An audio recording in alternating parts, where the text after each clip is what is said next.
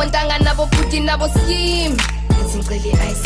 what's up guys, it's your girl Gigi Lamayne, the illest female rapstress in the building. Mama is lazy, Hannibal Daisy, Coolie come save me, smooth on the gravy, tell him to pay me.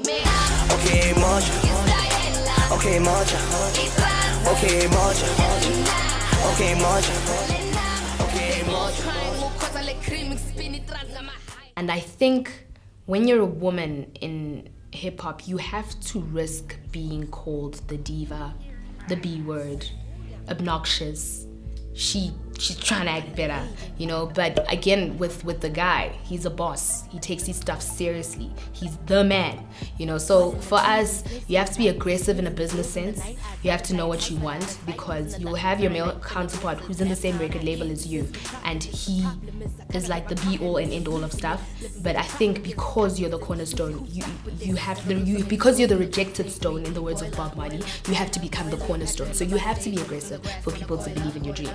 But in the very same breath, you still have to be human, you know, and I think it's very difficult for females to do that, because half the time you're fighting for everything, whether it's a spot on a certain show or your CD spots in a certain store. It's just a constant fight.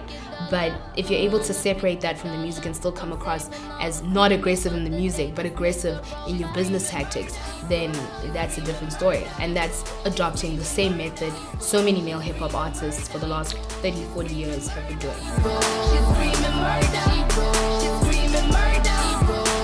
The Eye is basically an online radio/TV show. So you watch while you're listening, type of thing. And yo guys, like, this is jam-packed. It features myself, John Savage, Catherine Grenfell, Jack Parrow, Mos Def. There's a certain politician I can't say now, and two hip-hop male artists as well. Three male hip-hop artists from the country as well. Most of the time, I mean, when you go onto radio, it's constantly like same questions, like Gigi, same questions. And for the first time, you find Gigi talking about politics and whatever with no filter.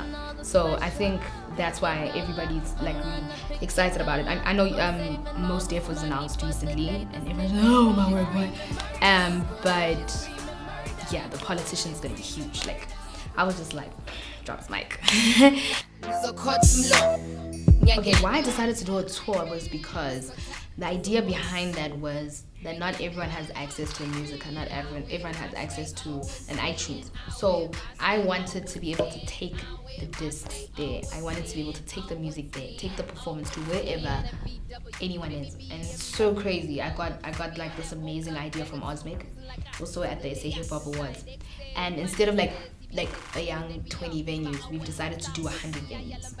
So literally between now and May, June next year, we have to have hit gold. So that's what we're doing. I mean, we've got, our lineup is amazing. We've got so many people from the industry supporting us. You know, we've got your Busiswas, we've got your Nogwazi, Zindlengiti, we've got Breeze, Coolie, Reason. Yo, the list goes on and on. Kitini, Pretty Ugly, Dumitladi, just Moonchild. It's just so many people who are going to be supporting it, and it's nice to see the industry come together in that way. So the tour is not just something that's just gonna fade, you know, or die down, whatever. It's schools, it's clubs, it's festivals, it's in the country, it's out of the country, it's the rural areas, it's the bougie areas. But mostly, I think the hood, the rurals, we're not so interested. Bougie guys, I just don't enjoy performing in the club no more. So I've decided to go esportini vibes, you know, go to the Shabis, go to the Kawash, you know, type of thing. So as much as it's being an artist, I just really want to get into a space where I change people's mindsets, where we become very patriotic about ourselves as South Africans, where we pride ourselves in what we have, but also where we kind of give back to each other. We live in such a dualistic society where they're extremely rich and extremely poor, and those who are living fake lives to be in between. And once we get to a point where through music as such a powerful medium, we can talk to so many young people to be able to change their mindsets. And then I'll feel like, you know what, I can also die in a plane crash now. Like, my job on this earth thing is done, and we all live happily ever after and after. Yeah.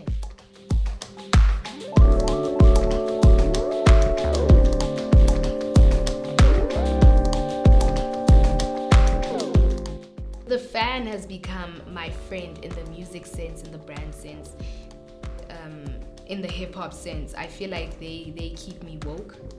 When something is not happening for me, I feel like there'll be a general thing that I'll see from my fans, and these are like I know some of these fans off by heart. That's how crazy it is. Like people who followed me since I was 16. So for me, constantly keeping in touch with them, whether it's through a blog or whether it's through social media, it's just always been really important because I know that I'll get the answers that I need from them.